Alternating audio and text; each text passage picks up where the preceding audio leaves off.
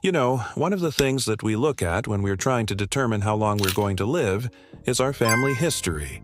If we have a family history of, let's say, heart disease or cancer or some other condition, then that increases our risk of getting that disease. We also know that if we don't eat right, or we don't exercise, or we smoke or drink alcohol or do drugs, that can decrease our longevity as well. But what I want to talk about today is there's one habit that can cut your life short, and it's actually something that most people do every single day. It's called the last meal effect. And I'm going to share with you what it is, and I'm going to tell you how you can quit this habit today so that you can live longer. So stick around for this video. So many of us have heard stories of centenarians, people who live to be 100 years old or older. And they're usually very healthy, very active.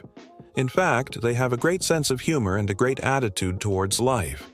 So if you meet somebody who's 80 or 90 years old and they're complaining about their life, or they're negative, or they're in a nursing home, not very active, then I think that's a little bit sad, because we can actually do things to improve our quality of life and our longevity. When you take a look at people who live to be over 100 years old, they have 5 things in common. Number 1, they have low body mass index. Number 2, they don't smoke. Number 3, they don't consume alcohol. Number 4, they have an optimistic personality and sense of humor. And number 5, they eat a plant-based diet. Now, when you look at those 5 things, these are things that we can control. So if we wanted to, we could adopt these things into our lifestyle. Now, I just said that these people eat a plant-based diet, and I didn't mention anything about a vegan diet. Actually, most of these people are not vegan, but they do eat a whole food plant-based diet. So that means fruits, vegetables, legumes, nuts and seeds, whole grains. They don't eat processed foods. And even though they're not vegan, they do avoid red meat, and they limit their intake of animal products like dairy and eggs. I'm going to share with you a study in this video that was published in the Journal of the American Heart Association. And in this study, they took a look at over 75,000 people. And these people were not over 100 years old. These were average people who were eating different diets, and they looked at what diet increased their risk of cardiovascular disease and all-cause mortality. All-cause mortality is basically death from anything. So if you have a heart attack, that's cardiovascular disease. If you die from cancer or pneumonia or an accident, that's all-cause mortality. So they looked at this big group of people, and they determined that the people who ate the worst diet had an increased risk of cardiovascular disease and all-cause mortality. Now, in this study, what was considered the worst diet? It was the diet that contained butter, added sugar, processed meat, and egg yolks. Okay, so what does that include? Well, that includes things like cake and ice cream and cookies. It includes sausage and bacon and ham and hot dogs, and it also includes things like egg yolks. So what did the people who ate this diet have an increased risk of? Well, they had an increased risk of cardiovascular disease. So that's things like heart attacks and stroke. And they also had an increased risk of all-cause mortality. So basically death from anything. And how much of an increased risk did they have? Let's say compared to the best diet, which would be a diet high in fruits, vegetables, legumes, nuts and seeds, whole grains, low in saturated fat and cholesterol. People who ate the worst diet had double the risk of dying from cardiovascular disease, and they had a 34% increase in all-cause mortality. So what does that mean? It means that they died earlier. So the question is why?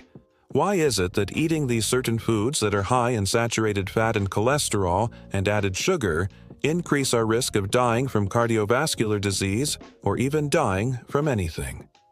So to answer that question, I'm going to share with you another study. This study was conducted by Loma Linda University.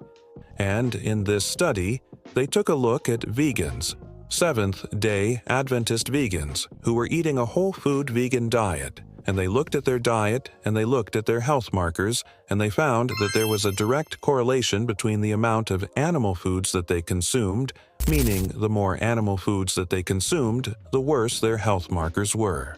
So if you consume a little bit of animal foods, your health markers are not as bad as somebody who consumes a lot of animal foods. But if you consume a lot of animal foods, then your health markers are going to be really bad. And your risk of developing chronic diseases like cardiovascular disease, diabetes, obesity, etc. are going to be very high. So what are these foods that are in the animal kingdom? Well, the first one is red meat. Red meat is high in saturated fat. It's also high in cholesterol. It's also high in iron. It's also high in sodium. It also has a lot of histamines in it. So if you have a histamine intolerance, you're going to react to red meat. It also contains a lot of arachidonic acid. Arachidonic acid is an essential fatty acid that is metabolized into hormones that can cause inflammation in the body. Another food that comes from the animal kingdom is poultry. Poultry is also high in saturated fat and cholesterol and iron and sodium and histamines and arachidonic acid.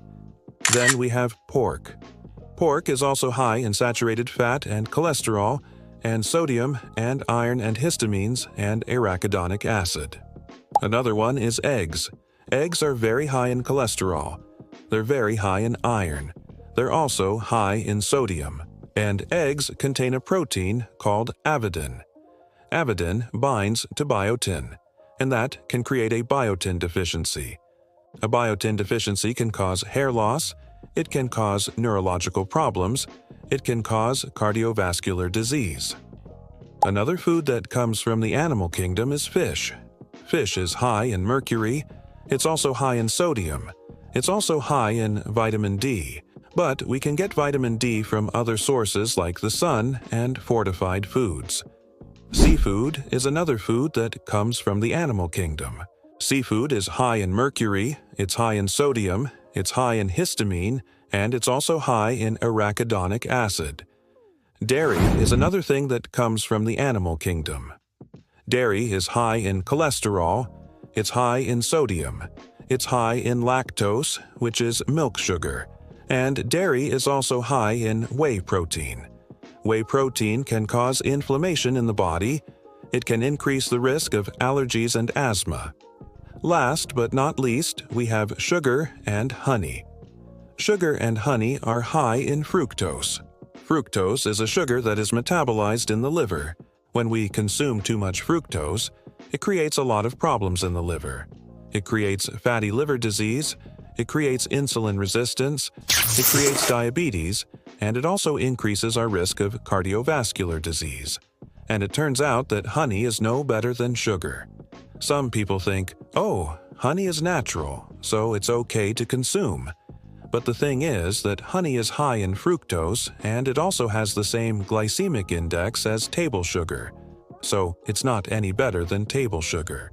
So the question is, what should you do now after watching this video? The first thing that you should do is make a commitment to quit the last meal effect. You need to stop eating these foods that I mentioned in this video, especially the last meal. That's the most important meal of the day. The last meal of the day. Make sure that you're not having any animal foods or any added sugar or any processed foods for that last meal. The next thing that you need to do is start eating more plants.